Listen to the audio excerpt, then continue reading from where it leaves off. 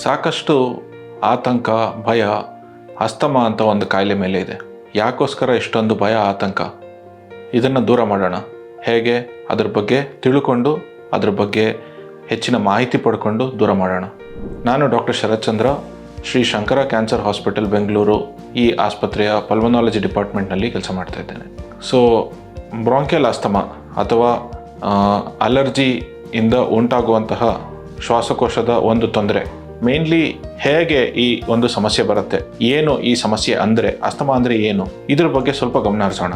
Asthma ಅಂದರೆ basically ಶ್ವಾಸಕೋಶದಿಂದ ಉಂಟಾಗುವಂತಹ ಒಂದು allergic reaction ಯಾವುದಕ್ಕಾಗಿರ್ಬಹುದು, ಧೂಳಾಗಿರ್ಬೋದು ಅಥವಾ ಹೊಗೆ ಆಗಿರ್ಬೋದು ಅಥವಾ ವೇರಿಯಸ್ ಅಲರ್ಜೆನ್ಸ್, ಹೂವಿಂದ ಬರುವಂತಹ ಪೋಲನ್ಸ್ ಅಂತ ಹೇಳ್ತೇವೆ, ಅದರಿಂದ ಆಗಿರಬಹುದು, ಅಥವಾ ಮನೆಯಲ್ಲಿ ಪೆಟ್ ಆನಿಮಲ್ಸ್ ಇರ್ಬೋದು, ಅದರಲ್ಲಿ ಬರುವಂತಹ ಒಂದು ಸಣ್ಣದಾದಂತಹ ಕೂದಲಿನ ಪುಡಿಗಳಾಗಿರಬಹುದು. ಇದಕ್ಕೆಲ್ಲ ಉಂಟಾಗುವಂತಹ ಒಂದು ಅಲರ್ಜಿಕ್ ರಿಯಾಕ್ಷನಿಗೆ ನಾವು ಬ್ರಾಂಕಿಯಲ್ ಆಸ್ತಮಾ ಅಂತ ಹೇಳ್ತೇವೆ. ಈ ಬ್ರಾಂಕಿಯಲ್ ಆಸ್ತಮಾ ಒಂದು ಬಹುಕಾಲದಿಂದ ಇರುವಂತಹ ಒಂದು ಸಮಸ್ಯೆ ಆಗಿರುತ್ತೆ. ಕ್ರಾನಿಕ್ ಏರ್ವೇ ಇನ್ಫ್ಲಮೇಷನ್ ಅಂತ ಕೂಡ ಹೇಳ್ತೀವಿ ಇದಕ್ಕೆ. ಬೇಸಿಕಲಿ ಇದರಲ್ಲಿ ಏನಾಗುತ್ತೆ ಅಂತಂದರೆ, ಶ್ವಾಸನಾಳಗಳು, ಒಂದು ಮುಖ್ಯ ಶ್ವಾಸನಾಳ ಇರುತ್ತೆ, ಅದು ಡಿವೈಡ್ ಆಗಿ 2 ಶ್ವಾಸನಾಳಗಳಿಗೆ ಡಿವೈಡ್ ಆಗುತ್ತೆ. ಅದು ಫರ್ದರ್ 2 ಶ್ವಾಸಕೋಶಗಳಿಗೆ ಒಂದು ಮರದ ಒಂದು ಕೊಂಬೆಗಳು ಹೇಗೆ ವಿಂಗಡಿಸಿ ಡಿವೈಡ್ ಆಗಿ ಕೊನೆಗೆ ಎಲೆಗಳಲ್ಲಿ ಮುಟ್ಟುತ್ತೋ ಹಾಗೆ ಕೂಡ ನಮ್ಮ ಶ್ವಾಸಕೋಶಗಳು ಕೂಡ ಇರುತ್ತೆ. ಸಣ್ಣ ಬ್ರ್ಯಾಂಚ್ಗಳಾಗಿ ಕೊನೆಗೆ ಆಲ್ವಿಯೋಲೈ ಅಥವಾ ಒಂದು ಏರ್ ಸ್ಯಾಕ್ಸ್ ಅಂತ ಹೇಳ್ತೀವಿ, ಒಂದು ಸಣ್ಣದಾದಂತಹ ಬಲೂನ್ ಅಂತ ಅನ್ಕೋಬೋದು.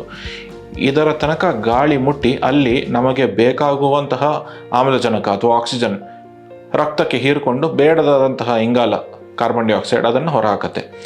ಬೇಸಿಕಲಿ ಈ ಬ್ರಾಂಕಿಯಲ್ ಆಸ್ತಮಾ ಅಂತ ಹೇಳಿದ್ರೆ ಈ ಏರ್ವೇ ಅಥವಾ ಶ್ವಾಸನಾಳಗಳಲ್ಲಿ ಉಂಟಾಗುವಂತಹ ಒಂದು ಊತ ಅಥವಾ ಸ್ವೆಲ್ಲಿಂಗ್ ಯಾವುದಕ್ಕಾಗುತ್ತೆ, ನಾ ಈಗಾಗಲೇ ಹೇಳ್ದಂಗೆ ವೇರಿಯಸ್ ಅಲರ್ಜೆನ್ಸ್ ಇರ್ಬೋದು ಅಥವಾ ವೇರಿಯಸ್ ಡಸ್ಟ್ ಪಾರ್ಟಿಕಲ್ ಇರ್ಬೋದು, ಇದಕ್ಕೆ ಆಗುವಂತಹ ಒಂದು ಓವರ್ ಎಕ್ಸಾಜುರೇಟೆಡ್ ರೆಸ್ಪಾನ್ಸ್. ಇದು ಎಷ್ಟರ ಮಟ್ಟಿಗೆ ಇರುತ್ತೆ, ಯಾವ ಥರ ಸಿಂಪ್ಟಮ್ಸ್ ಪ್ರೆಸೆಂಟೇಷನ್ ಆಗುತ್ತೆ ಅಂತ ಹೇಳೋದಾದರೆ, ಕೆಲವರಲ್ಲಿ ಮೈಲ್ಡ್ ಆಗಿರಬಹುದು, ಕೆಲವರಲ್ಲಿ ಸಿವಿಯರ್ ಆಗಿರಬಹುದು. It all depends person to person. So ಕೆಲವರಲ್ಲಿ ಯಾವಾಗಲಾದರೂ ಸಮ್ಮರಲ್ಲಿ ಅಥವಾ ಯಾವಾಗಲಾದರೂ ಚಳಿಗಾಲದಲ್ಲಿ ಅಥವಾ ವಿಂಟರಲ್ಲಿ ಸ್ವಲ್ಪ ಮಟ್ಟಿಗೆ 1-2-3 ದಿನ ಅಥವಾ 4-5 ದಿನ ಕೆಮ್ಮು ಬಂದು ಅಥವಾ ಒಂದು ಅಲರ್ಜಿಕ್ ರಿಯಾಕ್ಷನ್ ಆಗಿ ಒಂದು ನೇಸಲ್ ಡಿಸ್ಚಾರ್ಜ್ ಅಂತ ಹೇಳ್ತೀವಿ ಅಥವಾ ಶೀತ ಆಗುವಂಥದ್ದು, ಆ ಥರ ಅದು ಮೈಲ್ಡ್. ಆ ಥರದಿಂದ ವೆರಿ ಸಿವಿಯರ್ ಆಗಿ ಹಾಸ್ಪಿಟಲಲ್ಲಿ ಅಡ್ಮಿಟ್ ಆಗಿ ICU ತನಕ ಹೋಗುವಂತಹ ಒಂದು ಸಿವಿಯರಿಟಿ ಕೂಡ ಈ ಸಮಸ್ಯೆಯಲ್ಲಿ ಆಗಬಹುದು. ಇದು ಸಮಸ್ಯೆ ಎಷ್ಟರ ಮಟ್ಟಿಗೆ ಹೆಚ್ಚಾಗಿದೆ ನಮ್ಮ ದೇಶದಲ್ಲಿ ಅಂತ ಹೇಳಿದ್ರೆ, ಕೋಟ್ಯಾಂತರ ಜನ ಈ ಒಂದು ಆಸ್ತಮಾ ಸಮಸ್ಯೆಯಿಂದ ಗೊತ್ತಿದ್ದು ಕೆಲವರಿಗೆ ಸಮಸ್ಯೆಯ ಅರಿವೇ ಇಲ್ಲದೆ, ಸಮಸ್ಯೆ ಇದೆ ಅಂತ ಗೊತ್ತಿಲ್ಲದೇನೆ ಅದರ ಸಿಂಪ್ಟಮ್ಸ್ ಮತ್ತು ಅದರ ಪ್ರಾಬ್ಲಮ್ಸಿಂದ ಬಳಲ್ತಾ ಇದ್ದಾರೆ. ಸೊ ಈ ಕಾರ್ಯಕ್ರಮದ ಮುಖ್ಯ ಉದ್ದೇಶ ಏನು ಅಂತ ಹೇಳಿದ್ರೆ, ಮೊದಲನೇದಾಗಿ ಈ ಥರ ಸಮಸ್ಯೆ ಕಂಡು ಬಂದಲ್ಲಿ ಅದಕ್ಕೆ ಹೇಗೆ ಅದನ್ನು ಗುರುತಿಸುವಂಥದ್ದು, ಮತ್ತು ಇನ್ನೊಂದು ಏನಂತ ಹೇಳಿದ್ರೆ, ಈ ಥರ ಸಮಸ್ಯೆ ಇದೆ ಅಂತ ಹೇಳಿದ್ರೆ ಅದಕ್ಕೆ ಮುಂದೆ ಪರಿಹಾರ ಏನು ಅಂತ ತಿಳ್ಕೊಳ್ಳೋದಕ್ಕೆ. ಸೊ ಈ ಥರದ ಸಿಂಪ್ಟಮಟಾಲಜಿ ಅಂದರೆ ಈ ಥರದ ಗುಣಲಕ್ಷಣಗಳು ಅಂದರೆ ಮುಖ್ಯವಾಗಿ ಕೆಮ್ಮು ಬರುವಂಥದ್ದು, ಬಹುಕಾಲದಿಂದ ಕೆಮ್ಮು ಬರುವಂಥದ್ದು, ಕೆಮ್ಮಿನೊಡನೆ ಗಟ್ಟಿಯಾದಂತಹ ಕಫ ಬರುವಂಥದ್ದು, ಲೋಳೆ ಅಥವಾ ಕೆಲವರು ಪೇಷಂಟ್ಸ್ ಹೇಳೋ ಹಾಗೆ ಒಂದು ದಾರದ ಥರದ ಎಳೆಯುವಂತಹ ಒಂದು ಕಫ ಬರುವಂಥದ್ದು, ಅಥವಾ ಎಳೆತ, ವೀಸಿಂಗ್ ಅಂತ ನಾವು ಏನು ಹೇಳ್ತೀವಿ. ವೀಸಿಂಗ್ ಅಂದರೆ ಉಸಿರು ಒಳಗೆ ಮತ್ತು ಹೊರಗೆ ಬಿಡುವಾಗ ಒಂದು ವಿಸಿಲ್ ಅಥವಾ ಸಿಳ್ಳೆ ಹೊಡೆದಂತಹ ಒಂದು ಶಬ್ದ ಉಂಟಾಗುತ್ತೆ, ಇದಕ್ಕೆ ನಾವು ವೀಸಿಂಗ್ ಅಂತ ಹೇಳ್ತೀವಿ. ಸೊ ಇದು ಮುಖ್ಯವಾಗಿ ಬ್ರಾಂಕಿಯಲ್ ಆಸ್ತಮಾದ ಗುಣಲಕ್ಷಣಗಳು. ಇದರ ಜೊತೆಗೆ ಕೆಲವೊಂದು ಕೋಮಾರ್ಬಿಡಿಟೀಸ್ ಅಂತ ಹೇಳ್ತೀವಿ. ಕೋಮಾರ್ಬಿಡಿಟೀಸ್ ಅಂತ ಹೇಳಿದ್ರೆ ಇದು ಬ್ರಾಂಕಿಯಲ್ ಆಸ್ತಮಾ ನಾ ಈಗಾಗಲೇ ಹೇಳಿದ ಹಾಗೆ ಇದು ಅಲರ್ಜಿಯಿಂದ ಉಂಟಾಗುವಂತಹ ಒಂದು ಸಮಸ್ಯೆ. ಇದೇ ಅಲರ್ಜಿಯಿಂದ ಕೆಲವೊಂದು ಬೇರೆ ಗುಣಲಕ್ಷಣಗಳು ಕೂಡ ಇರುತ್ತೆ. ಹೇಗೆ ಶ್ವಾಸನಾಳಗಳಿಗೆ ಎಫೆಕ್ಟ್ ಆಗುವಂಥದ್ದು, ನಮ್ಮ ಮೂಗಿಗೂ ಎಫೆಕ್ಟ್ ಆಗಿ ಪದೇ ಪದೇ ಶೀತ ಆಗುವಂಥದ್ದು, ಮೂಗಿನಲ್ಲಿ ನೀರು ಥರ ಸೋರುವಂಥದ್ದು, ಅಥವಾ ಗಂಟಲು, ಕಿವಿ, ಕಣ್ಣಲ್ಲಿ ತುರಿಕೆ ಆಗುವಂಥದ್ದು, ಇದು ಕೂಡ ಇದೇ ಅಲರ್ಜಿಯ ಗುಣಲಕ್ಷಣಗಳು. ಇದು ಕೂಡ ಕಂಡು ಬರಬಹುದು. ಇನ್ನು ಕೆಲವರಲ್ಲಿ ಚರ್ಮದಲ್ಲಿ ತುರಿಕೆ ಆಗುವಂಥದ್ದು, ಇಚ್ಚಿಂಗ್ ಆಗುವಂಥದ್ದು, ಅದು ಕೂಡ ಕಂಡು ಬರಬಹುದು. ಸೊ ಇದು ಬ್ರಾಂಕಿಯಲ್ ಆಸ್ತಮಾ ಮತ್ತು ಅದರ ಅಸೋಸಿಯೇಟೆಡ್ ಕೋಮಾರ್ಬಿಡಿಟೀಸ್, ಅಂದರೆ ಅಲರ್ಜಿಕ್ ರೈನೈಟಿಸ್ ಆಗಿರ್ಬೋದು, ಅಲರ್ಜಿಕ್ ಕಂಜಂಕ್ಟಿವೈಟಿಸ್ ಆಗಿರ್ಬೋದು, ಇದರ ಮುಖ್ಯ ಗುಣಲಕ್ಷಣಗಳು. ಡಿಫ್ರೆಂಟ್ ಟೈಪ್ಸ್ ಆಫ್ ಬ್ರಾಂಕಿಯಲ್ ಆಸ್ತಮಾದಲ್ಲಿ ಹಲವಾರು ವಿಧಗಳಿದೆ. ಒಂದೇನು ಅಂತ ಹೇಳಿದ್ರೆ, ಒಂದು ಎಕ್ಸಸೈಸ್ ಇಂಡ್ಯೂಸ್ಡ್ ಆಸ್ತಮಾ ಅಂತ ಹೇಳ್ತೀವಿ. ಇದು ಯಾವ ಥರ ಸಮಸ್ಯೆ ಅಂತ ಹೇಳಿದ್ರೆ, ಯಾರಾದರೂ ವ್ಯಕ್ತಿ ವೇಗವಾಗಿ ಕಸರತ್ತು ಮಾಡಿದಾಗ ಅಥವಾ ಸ್ಟ್ರೆನಿಯಸ್ ಎಕ್ಸಸೈಸ್ ಮಾಡಿದಾಗ ಅಂಥ ಸಮಯದಲ್ಲಿ ಮಾತ್ರ ಉಂಟಾಗುವಂತಹ ಒಂದು ಉಸಿರಾಟದ ಸಮಸ್ಯೆಗೆ ಎಕ್ಸಸೈಸ್ ಇಂಡ್ಯೂಸ್ಡ್ ಆಸ್ತಮಾ ಅಂತ ಹೇಳ್ತೀವಿ. ಇನ್ನು ಕೆಲವರಿಗೆ ಕೆಲವೊಂದು ಮೆಡಿಸನ್ಸ್, ಎಸ್ಪೆಷಲಿ ಆಸ್ಪಿರಿನ್ ಅಂತ ಒಂದು ಮೆಡಿಸನಿಂದ ಇದೇ ರೀತಿಯಾದಂತಹ ಗುಣಲಕ್ಷಣಗಳು ಕಂಡು ಬರ್ಬೋದು. ಆಸ್ಪಿರಿನ್ ಇಂಡ್ಯೂಸ್ಡ್ ಆಸ್ತಮಾ ಅಂತ ಹೇಳ್ತೀವಿ. ಇನ್ನು ಕೆಲವರಿಗೆ ಒಂದು ಪೊಲ್ಯೂಟೆಂಟ್ಸ್ ಇರ್ಬೋದು, ಅಥವಾ ಕೆಲವೊಂದು ಫ್ಯಾಕ್ಟ್ರಿಗಳಲ್ಲಿ ವರ್ಕ್ ಮಾಡುವಂಥವರಿಗೆ ಕೆಲವೊಂದು ಕೆಮಿಕಲ್ಸಿಂದ ಮಾತ್ರ ಈ ಥರ ಸಮಸ್ಯೆ ಉಂಟಾಗುವಂಥದ್ದು. ಅವರು ಆ ವಾತಾವರಣದಿಂದ ಹೊರ ಬಂದಾಗ ಪೂರ್ತಿ ಆರಾಮಾಗಿ ಇರ್ತಾರೆ, ಬಟ್ ಫ್ಯಾಕ್ಟ್ರಿಯಲ್ಲಿ ಹೋಗಿ ಕೆಲಸ ಮಾಡುವಾಗ ಮಾತ್ರ ಸಿಂಪ್ಟಮ್ಸ್ ಉಂಟಾಗಬಹುದು. ಸೊ ಇದೊಂದು ಆಕ್ಯುಪೇಷನಲ್ ಆಸ್ತಮಾ ಅಂತ ಹೇಳ್ತೇವೆ. ಇನ್ನು ಕೆಲವರಿಗೆ ನಾ ಹೇಳಿದ ಎಲ್ಲ ಗುಣಲಕ್ಷಣಗಳು ಇಲ್ಲದೆ ಕೆಲವೊಂದು ಗುಣಲಕ್ಷಣಗಳು ಮಾತ್ರ ಇದ್ದು ಬರೀ ಕೆಮ್ಮಿದ್ದು ಅಂಥವರಿಗೆ ಕಾಫ್ ವೇರಿಯಂಟ್ ಆಸ್ತಮಾ ಅಂತ ಹೇಳ್ತೇವೆ. ಸೊ ಈ ಥರ ಹಲವಾರು ವಿಧಗಳಿದೆ. ಯಾರಿಗೆ ಈ ಸಮಸ್ಯೆ, ಯಾರಿಗೆ ಇದು ತಟ್ಟಬಹುದು, ಯಾರಿಗೆ ಅಫೆಕ್ಟ್ ಆಗಬಹುದು ಅಂತ ನೋಡೋದಾದರೆ, ಇದು ಸಣ್ಣ ಮಕ್ಕಳಿಂದ ಹಿಡಿದು ದೊಡ್ಡವರಲ್ಲೂ ಕೂಡ ಈ ಸಮಸ್ಯೆ ಕಂಡುಬರ್ಬೋದು. ಹೆಚ್ಚಾಗಿ ಏನು ಅಂತ ಹೇಳಿದರೆ, ಸಣ್ಣ ಮಕ್ಕಳಲ್ಲಿ ಈ ಥರ ಸಮಸ್ಯೆ ಕಂಡು ಬಂದವರಲ್ಲಿ ತುಂಬ early age of life, may be ಒಂದು 2 ವರ್ಷ, 6 ವರ್ಷ, 10 ವರ್ಷ, ಈ ಥರದ ಮಕ್ಕಳಲ್ಲಿ ಯೂಶಲಿ ಈ ಥರ ಸಮಸ್ಯೆ ಕಂಡು ಬರೋದು ಈಗ ಸಾಕಷ್ಟು ಹೆಚ್ಚಾಗಿ ನೋಡ್ತಾ ಇದ್ದೀವಿ. ಈ ಥರ ಸಮಸ್ಯೆ ಬಂದವರಲ್ಲಿ ಅಪ್ರಾಕ್ಸಿಮೇಟ್ಲಿ ಒಂದು ಅಡೋಲೆಸೆನ್ಸ್ ಏಜ್ ಗ್ರೂಪ್ ಅಂತ ಒಂದು 17-18 ವರ್ಷ ಅಥವಾ 16-18 ವರ್ಷ ತಲುಪುವಷ್ಟರಲ್ಲಿ ಅವರ ಸಿಂಪ್ಟಮ್ಸು ಗ್ರ್ಯಾಜುವಲಿ ತಾನಾಗೆ ಕಡಿಮೆ ಆಗೋದು ಕೂಡ ಕಂಡು ಬರ್ತಾ ಇದೆ. ಈ ವಿಷಯ ಹೇಳುವ ಮುಖ್ಯ ಉದ್ದೇಶ ಏನು ಅಂತ ಹೇಳಿದ್ರೆ, ಯಾರಿಗಾದರೂ ಆಸ್ತಮಾ ಅಂತ ಬಂದ್ಬಿಟ್ಟಿದೆ ಅಂತ ಹೇಳಿದ್ರೆ, ಇದೇನಪ್ಪ ಇದು ಸಮಸ್ಯೆ, ಜೀವನ ಪರ್ಯಂತ ಸಮಸ್ಯೆನಾ, ಆ ಥರ ಅಂದ್ಕೊಳ್ಳೋ ಅವಶ್ಯಕತೆ ಇಲ್ಲ ಅಂತ ಒಂದು ಸ್ಟ್ರೆಸ್ ಮಾಡಿ ಹೇಳೋದಕ್ಕೋಸ್ಕರ ಈ ಒಂದು ಪಾಯಿಂಟನ್ನು ನಾನು ಹೇಳ್ತಾ ಇರೋದು. ಮತ್ತು ಮೆನ್, ವಿಮೆನ್, ಗಂಡಸರಿಗೂ ಈ ಸಮಸ್ಯೆ ಕಂಡು ಬರ್ಬೋದು, ಹೆಂಗಸರಲ್ಲೂ ಕಂಡು ಬರ್ಬೋದು, ಯಾರಿಗೆ ಬೇಕಾದರೂ ಬರಬಹುದು.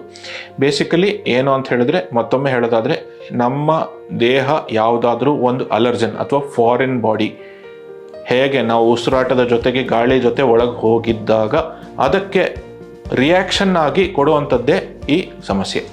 ಮತ್ತೊಂದು ವಿಷಯ ಏನಂತಂದರೆ, ಹಲವಾರು ಬಾರಿ ನಾವು ಬೇರೆ ಊರಿಂದ ಇನ್ನೊಂದು ಊರಿಗೆ, ನಮ್ಮೂರಿಂದ ಬೇರೆ ಊರಿಗೆ ಅಥವಾ ಎಲ್ಲಾದರೂ ಪ್ರಯಾಣ ಮಾಡುವಾಗ ಕೆಲವರಲ್ಲಿ ಈ ಥರದ ಸಮಸ್ಯೆ ಉಂಟಾಗಬಹುದು. ಲೊಕೇಶನ್ ಅದು ಕೂಡ ಈ ಒಂದು ಸಮಸ್ಯೆಗೆ ಕೆಲವರಿಗೆ ಅಫೆಕ್ಟ್ ಆಗೋ ಸಾಧ್ಯತೆ ಇರ್ಬೋದು. ಹೇಗೆ ಇದನ್ನು ಎಕ್ಸ್ಪ್ಲೇನ್ ಮಾಡೋದು ಅಂತ ಹೇಳೋದಾದರೆ, ಒಂದೊಂದು ಜಾಗದಲ್ಲಿ ಒಂದೊಂದು ರೀತಿಯಾದಂತಹ ಅಲರ್ಜನ್ ಇರಬಹುದು.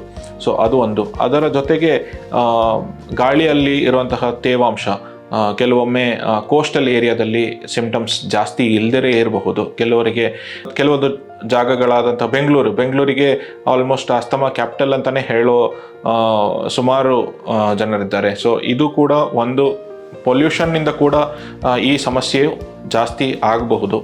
Not only outdoor pollution, indoor pollution. For example, ಮನೆಯಲ್ಲಿ ಮತ್ತೊಬ್ಬರು ಯಾರೋ ಸ್ಮೋಕಿಂಗ್ ಕೂಡ ಬೇರೆಯವರಿಗೆ ಅಫೆಕ್ಟ್ ಆಗಬಹುದು. ಅದಕ್ಕೋಸ್ಕರ ಸ್ಮೋಕಿಂಗಿಂದ ಆದಷ್ಟು ದೂರ ಇರುವಂಥದ್ದು. ಆ್ಯಂಡ್ ಸ್ಮೋಕಿಂಗ್ ಅವರಿಗೆ ಅಫೆಕ್ಟ್ ಆಗದಲ್ಲೇ ಜೊತೆಗಿರುವವರಿಗೂ ಕೂಡ ಈ ಒಂದು ಸಮಸ್ಯೆ, ಶ್ವಾಸಕೋಶದ ಇನ್ಫ್ಲಮೇಷನ್ನಿಗೆ ಕಾರಣ ಆಗಬಹುದು.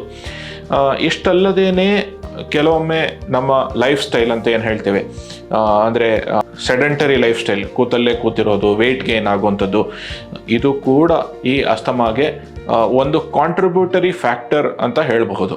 ಇದು ಕೂಡ ಒಂದು ಅಂಶ. ಅಸ್ತಮಾ ಇದ್ದವರಿಗೆ ಅಥವಾ ಅಲರ್ಜಿ ಇದ್ದವರಿಗೆ ಇನ್ಫ್ಲಮೇಷನ್ ಅಂತ ಹೇಳೋದಕ್ಕೆ ಅದಕ್ಕೆ ಕಾರಣ ಆಗಿರೋ ಸಾಧ್ಯತೆ ಇರಬಹುದು.